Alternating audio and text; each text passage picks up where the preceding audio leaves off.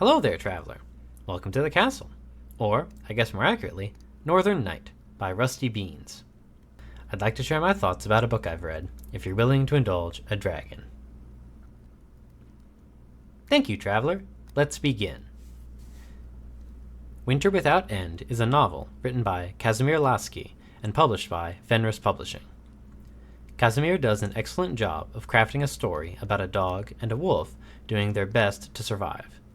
Night, the dog, and Sierra, the wolf, are both characters that I'm going to be thinking about for a long time. It's no secret that I'm a big fan of furry stories, but I can trace back my interests in those kind of stories to books like Call the Wild, which are closer to the animal xenofiction style of storytelling that Kazimir employs here. Sometimes you just want to get down into the dirt and really get into the details of how a dog and a wolf could try and survive an apocalypse together. I understand the sentiment behind criticizing the repetitiveness of the scenes in which Knight and Sierra are hunting for food, but I'd like to offer a counterpoint.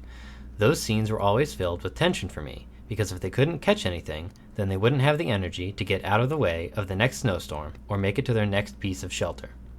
The looming risk was what helped to carry those scenes for me and contributed to the bleak and desperate tone of the book. Knight's inability to shake his upbringing as a dog, manifesting as a type of hallucinatory psychosis, was absolutely one of the highlights of the book for me. It helps to sell Knight fighting against his nature in order to survive, and very often gets him into life-threatening situations. My heart broke every time he thought he saw a human in the distance, only for it to be a trick his mind was playing on him. Sierra works well as a mentor for Knight in teaching him what is necessary to be able to survive out in the wild. Her injury provides a good excuse for them to work together during the course of the story as she tries to let it heal. She proves over and over that her expertise is invaluable to them.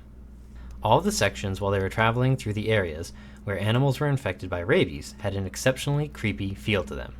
They were the scariest parts of the book for me, and ones which have stuck with me long after reading.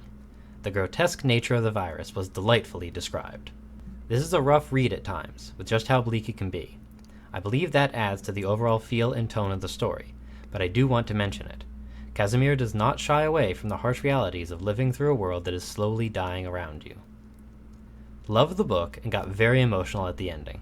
Suffice to say, it was a good journey for me, and I would recommend folks checking it out. Until next time, curl up with a good book and be kind to yourself.